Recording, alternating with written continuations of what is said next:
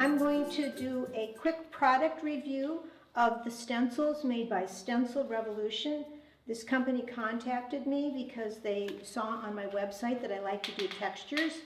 And so basically, I've got a couple things I thought I'd turn it into a teaching demo to show you the different things that you could do.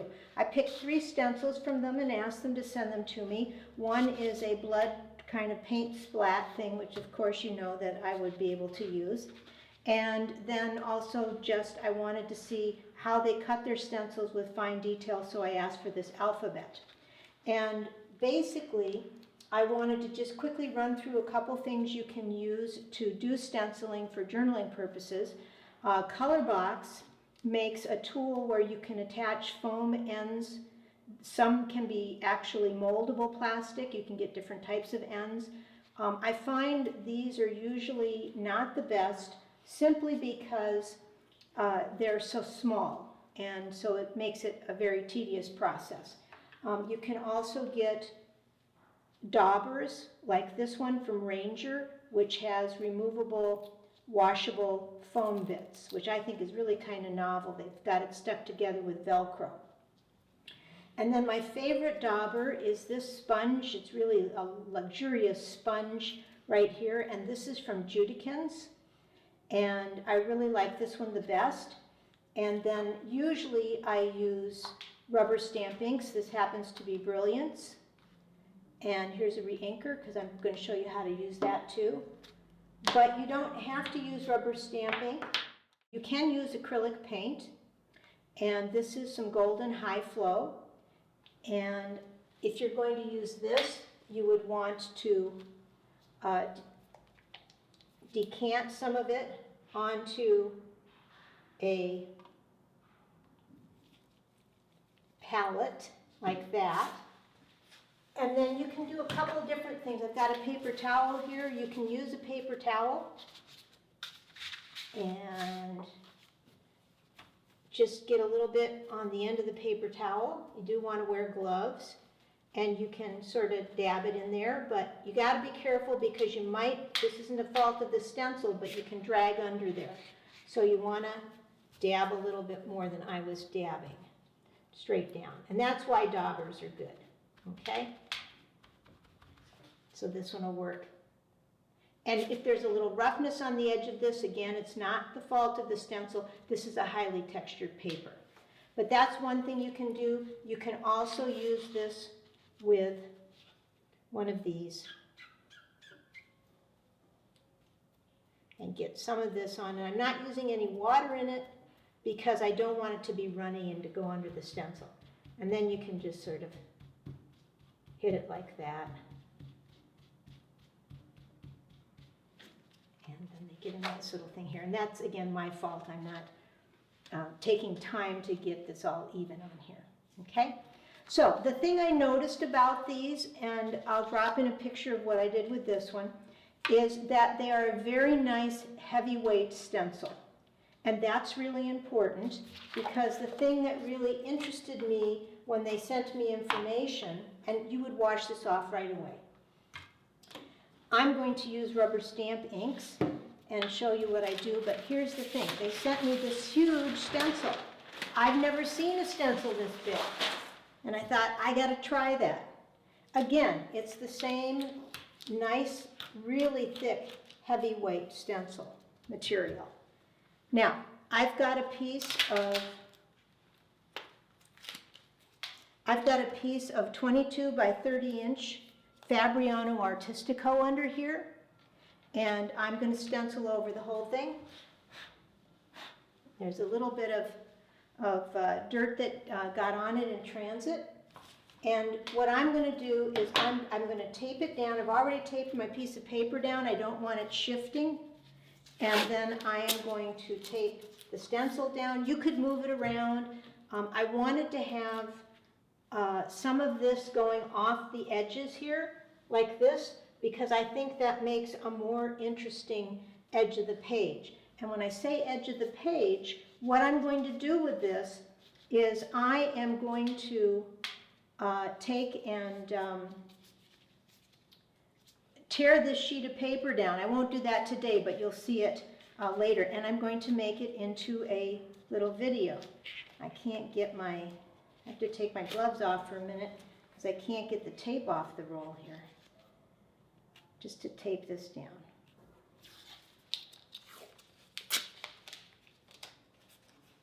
Am I talking intelligibly? Mm-hmm. Okay. Sometimes I just don't know what comes out of my mouth. So, okay. Now, what I also think is really cool is this stencil, obviously made to be used on a wall or something to do your whole room, has dots outside of the live area of the pattern. And I'm pretty sure that those are for registration, which would make life pretty easy. And so there's a couple things you can do. I put more re-inker on this just before we started, and I can see the re-inker hasn't totally absorbed into the pad yet. I'm just going to take this piece of waste paper and see if that's coming out smoothly. Okay. So you can also, I'm going to use the big pad because there's so much area to cover. You could also use a little pad like this and go in and do that. And this is more controllable. Just when you do this, be careful not to press too hard or you get those little petal edges and you really don't want that. And then the other thing that happens with this is that you can get those square edges, so you want to be careful. See how you can get some square edges. And, you know, if it happens, it happens. Why am I using this kind of rubber stamp ink? Because it's pigmented, and when it dries, it's going to be waterproof, and I can paint with watercolor or gouache, or even acrylic paint, whatever I want. And so now I'm just going to stroke this across there. And it's that simple. Pigmented ink is a pretty dry product in the sense that it's not runny, so it's not going to seep under and give you ugly lines and whatnot on your pieces. I think those might be registration lines too, but in for a penny, in for a pound. I've done some of them now. I'm going to need to keep doing those. And really the other thing that you want to pay attention to is you don't want to lift this stencil until you're all done. And you want to look and see that everything has the evenness of color saturation that you wanted. And you want to hide any kind of lines or creases that you might be adding to this. I'm going pretty quickly here, but you can build up this color a little bit more. Or you can have it uneven because maybe you like an uneven look. It sort of depends on what your preference is.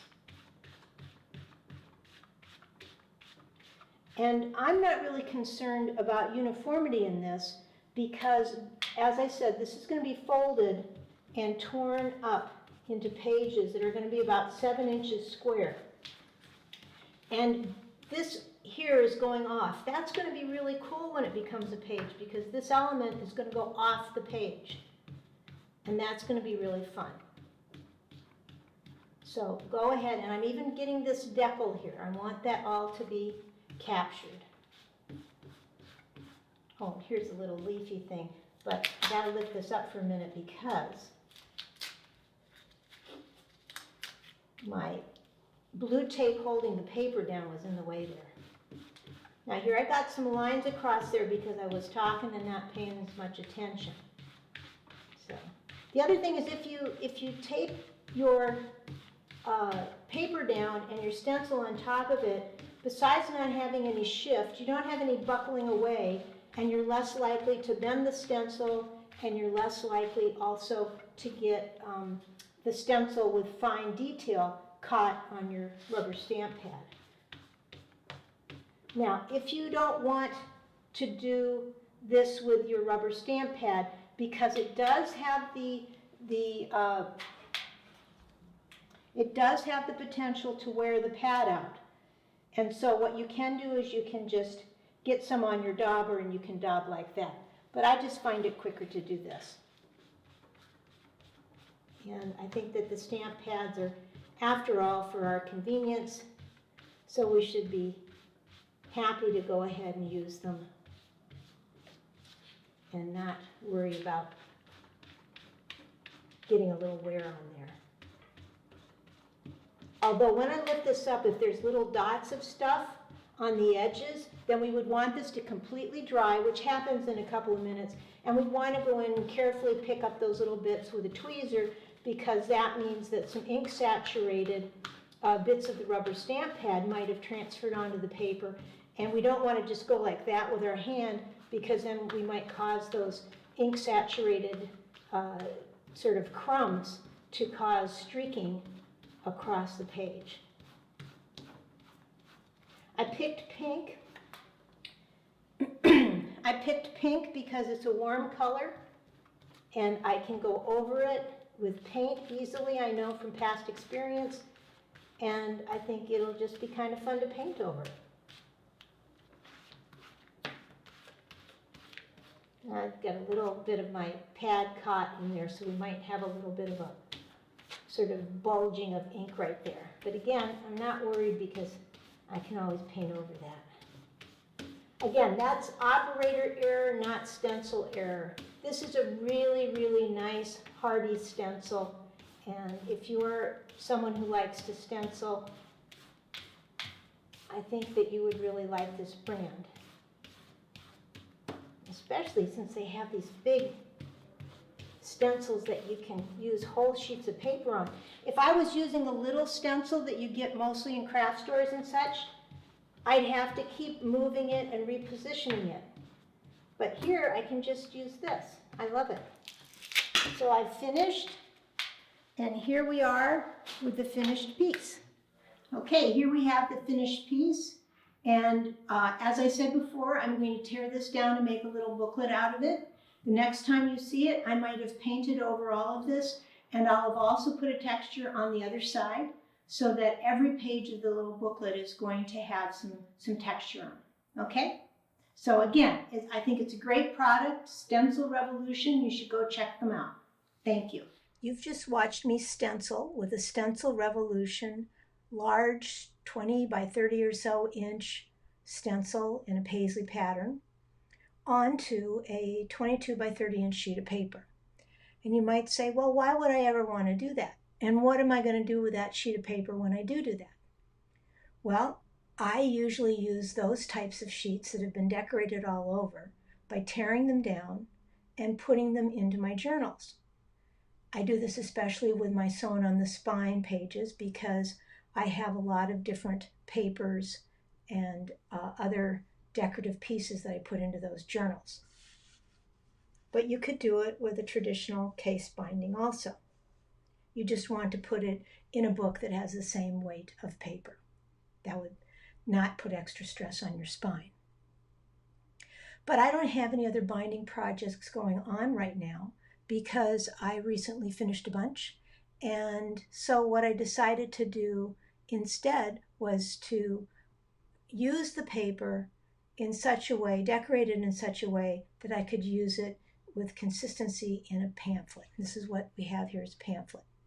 So what I did is after you saw me stencil on the one side, I flipped the piece over and stenciled on the other side. And then when it was all dry, I took some thin acrylic paint and I painted one side and let it dry, and I painted the other side and let it dry.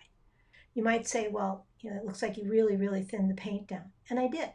And one of the things you have to realize is that while manufacturers of acrylic paint say that you should never go beyond 50% paint, 50% water, and then if you need something thinned more than that, you need to use the acrylic medium to thin it and so on. What I also know from talking to people who make acrylic paint is that if you are working on paper, which is an absorbent surface, you can exceed that mix. So you can use a little bit more water than paint. You can dilute it a little bit more like a watercolor. You only have adhesion problems when you're on gesso and other non-absorbent types of surfaces. So what you have here is the pamphlet that I made. What I did is I took that sheet that you saw, that 22 by 30 inch sheet, and I painted it on the opposite side. And you'll say, okay, well, there's color variation from this to this spread. That's because I had the dilution settled and I didn't stir it up again when I was doing the other one. So there is a little bit of color variation because it settled out. And this got drier before I spritzed it, so this has more spritzing stuff. But the basic thing is the same color is running through the book, and you can control those types of things. I was trying to get something done as quickly as possible. Now, what am I going to do with this? Well, for me, this looks like a fun project where I can draw portraits in here, and I can do other types of sketches, whatever I want. And so I may use it as a project book. It's close to the end of the year, and I like to finish all of my books by December 31st so that I can start with a fresh book on January 1. And I label my books as volumes A through whatever I end up getting to. And that means that the first book, volume A for 2020, can start on the first day. I like that. It doesn't always happen. I'm not totally compulsive about it, but I'm a little bit compulsive about it, as you might see from some of my blog posts about what happens to me at the end of the year. This year it's interesting because I am almost through with my journals, and it looks like I probably will start a new book. And so this type of thing would be perfect to start for the last 3 or 4 days of the year and just make a bunch of journaling in this. And this would be the last volume then for the year.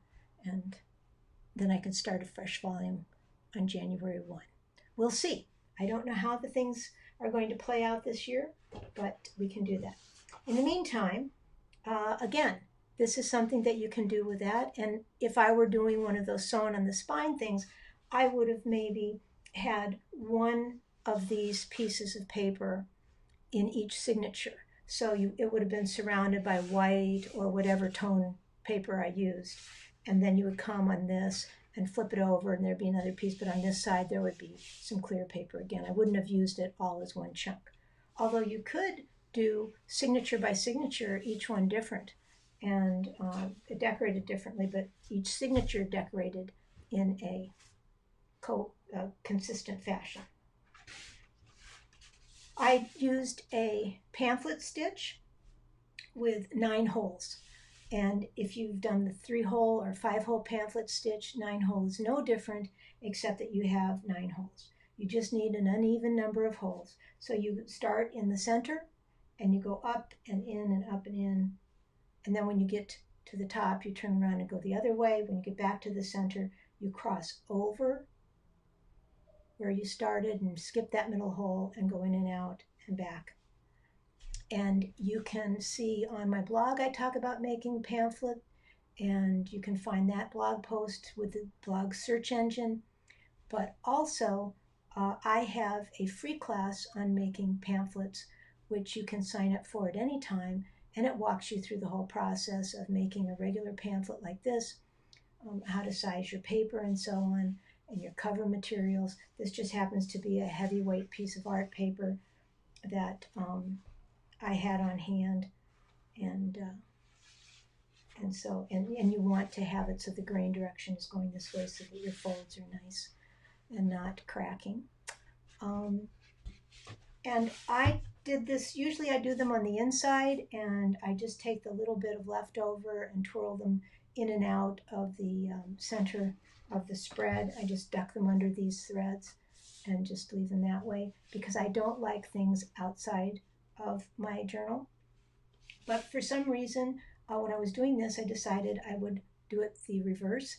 And I've just tied it's got a square knot that ends everything off and tightens the stitch. But then it's just a loose bow, which I'll untie when I've finished everything and when I've scanned everything in the book, at which point I'll undo this, and then I'm going to add some beads on the end. Maybe I'll use some letter beads, which you can find at any craft store, which will spell out the volume and the year on the dangly bits. And Who knows? I just haven't thought that much about it. But the thing is, I'm not going to do this now because if I put anything on the spine like beaded stuff and so on, it'll be very difficult to compress this book when I'm scanning. So I could be open to this page, and if I flip it over and put down the scanner, but the beads are there, I'm not going to want to put a weight on that to push that down into the scanner. So I'm just going to wait to do that when the book is completely full and has been scanned. So that's one thing you can do with this type of paper decoration. I could have just done one side, and I could have done some additional painting on the back or on the background, so it would have the stenciling and then more painting like that.